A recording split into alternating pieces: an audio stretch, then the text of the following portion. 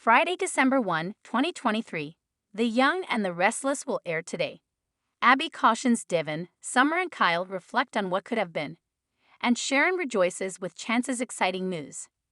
As Chance stumbles inside Crimson Lights, Sharon compliments him on his appearance. He tells her how terrific he feels, and that she seems to be walking a little more confidently today. She claims that Kirsten Incorporated is progressing smoothly and that the launch is almost approaching. Chance informs her that he has excellent news of his own. "I've decided what I want to do with my life." Sharon begs him not to leave her hanging. Chance declares he's quitting law enforcement completely.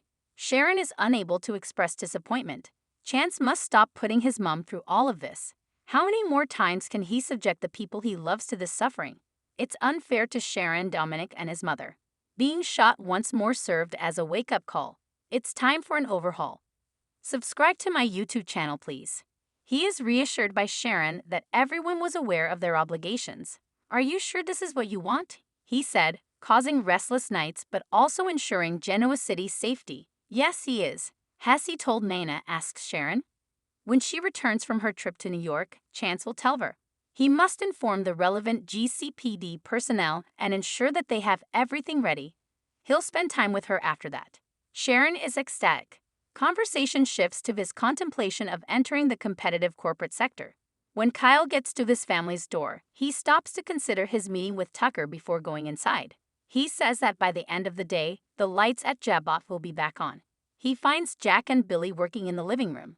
Billy queries Kyle about his late arrival as Jack leaves to get a call. "Where'd you go? What takes precedence over your recent employment?" Kyle queries his motives. "Billy, you still don't trust me." Billy wants to, but he's finding it difficult to accept that his change is real. Kyle realized that the COO position was suspiciously perfect for him. Billy claims to be skilled at reading people and to have a gut feeling that something is off. Kyle receives a warning from him suggesting that he should reconsider his priorities. Devin informs Ashley at Society that he doesn't want to play games with Tucker. It must be genuine if they ever get back together.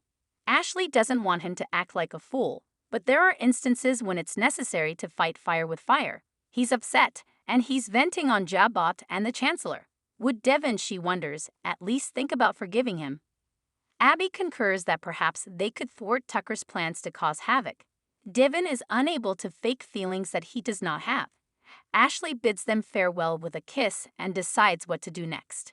When they are together themselves, Abby tells Devin that he is a fine man, but she is beginning to believe her mother is correct and that they should fight fire with fire when it comes to Tucker. Subscribe to my YouTube channel, please. Devin doesn't want Tucker in close proximity to Dominic or Abby.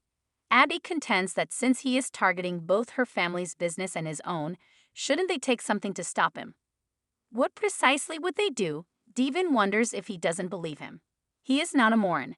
He won't accept that he changed his mind so quickly. What if Tucker makes the first move? Inquires Abby. Abby is unsure, but Devin is convinced he won't approach him and beg for forgiveness. When Tucker pays Audra a visit in her suite, he informs her, "I saw your boyfriend." "Which one?" she queries. He mentions Kyle, who was inquiring a lot. He has his own scheme in mind. As expected, he is gathering information. What more evidence does he need to be untrustworthy then? Audra presses the issue, but Tucker believes Kyle only cares about getting his father's blessing. He will be simpler to control as a result. McCall, in Audra's opinion, is undervaluing Kyle. "Audra, please don't tell me you're falling for this guy," concerns Tucker. Audra is adamant that she and Kyle just get along and collaborate well. She's still got her sights set on the prize, and there's no love story. Tucker is happy to learn that. Kyle is merely a hairstyle, a tool for use and disposal. Why can't Kyle run Jabot with Audra, she wonders. "I'm beginning to fear that your desire for vengeance is impairing your judgment." Tucker maintains his composure and claims to see everything clearly. He doesn't need to worry about her either. Audra reassures him. She is like a cat in that she will always land on her feet, or wherever success may be. She will go if it appears that his fixation is interfering with that. Billy tells Kyle at the Abbott estate that he hopes Kyle is mistaken about him. "Billy, your insecurity is showing," Kyle remarks, demonstrating his ability to discern people's motivations. Kyle asks Summer what she's still doing there as she enters. "Where have you been?" asks Summer, who replies that she is working there today as he is aware of. Why is everyone asking where I've been? Furiously exclaims Kyle. Subscribe to my YouTube channel, please. Wow, you're this stressed on your first day? Exclaims Summer. It's not encouraging. Kyle apologizes. He and Billy are having family issues. His uncle believes he's running a scam to gain his job and won't give him the benefit of the doubt. And Summer wonders, is he wrong?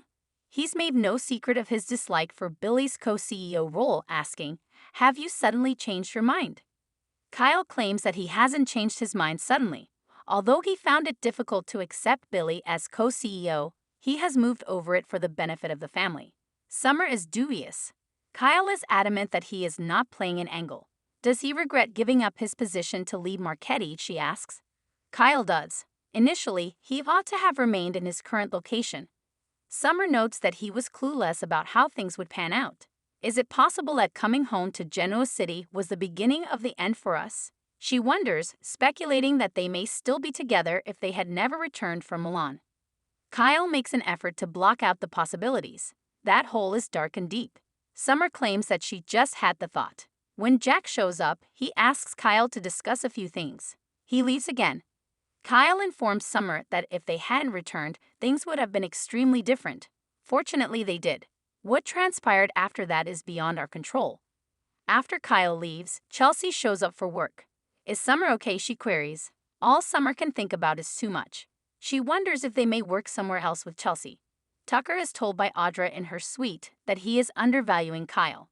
Tucker clucks away, content to be merely a daddy's boy, and strangely, a mommy's boy as well. How on earth is he fooling her still? Now is the time to regain your trust in me. What gives him the impression that Audra has ever really trusted him?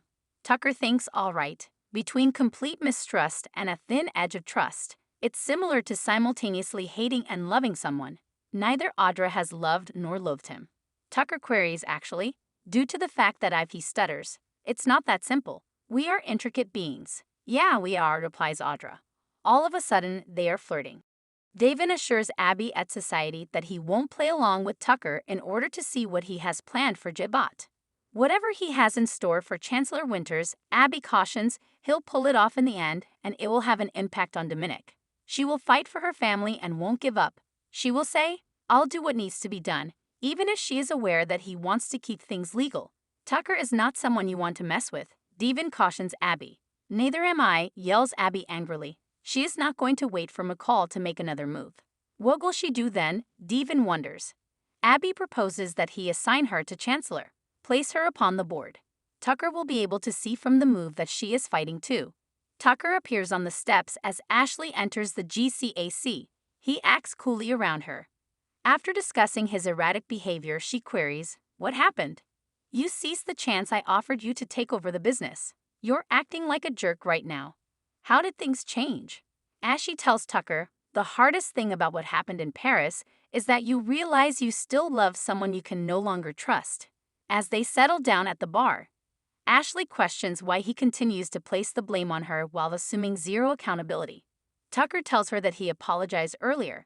Ashley claims that after seeing Devon, she had a bad conversation with him regarding their relationship. So bad that you don't think you'll be able to help us make peace? Tucker queries.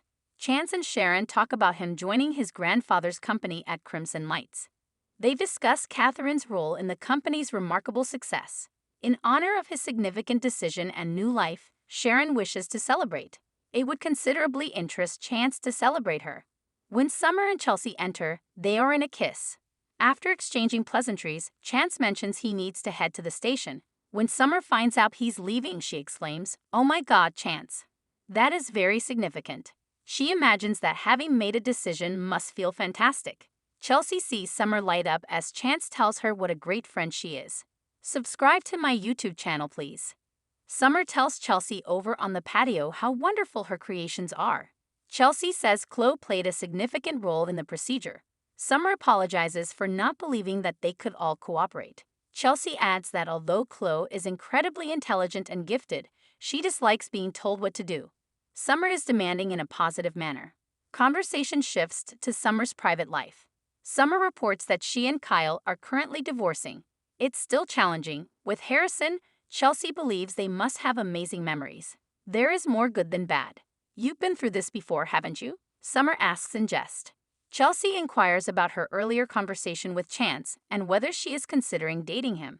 After replying, no, Summer concedes, I do like him. Although I consider him to be a really good friend, I don't want to get in the way of his relationship with Sharon, so it doesn't matter. If they're serious, Chelsea queries. Although Summer is unaware of it, she doesn't want to be the other woman in a relationship. If things could turn out the way you wanted them to, how would that look? Chelsea queries. Jack gives Kyle some information at the Abbott residence on how to rejoin the work group. He still desires their collaboration and his input. He's not working beside him, as Kyle observes, I'm down a runway too. Jack is aware of how hurtful it is for him. According to Kyle, being co-CEO is not necessary for him to have an influence. Jack knows he'll give it everything he's got. Audra calls and asks Kyle to come to her apartment. It can't wait, he asks, adding, I'll see you soon. Jack furrows his brow. Tucker is informed by Ashley at the club bar that he will need to put in a bit more effort with Devon. Tucker is worried about Chancellor Winters and his investment in Mamie, so he believes it's more commercial than personal. Ashley will assist him in re-establishing contact with Devon. She is aware of how important spending time with Dominic is to him. Tucker understands her intent. Ash observes they're acting politely. Cheers to us, he sneers. See you, Tucker replies as he turns to leave. Ashley starts crying. Tucker is informed by Ashley at the club bar that he will need to put in a bit more effort with Devon. Tucker is worried about Chancellor Winters and his investment in Mamie, so he believes it's more commercial than personal. Ashley will assist him in re-establishing contact with Devon. She is aware of how important spending time with Dominic is to him. Tucker understands her intent. Ash observes they're acting politely. Cheers to us, he sneers. See you, Tucker replies as he turns to leave. Ashley starts crying. Check out the channel for more videos like these.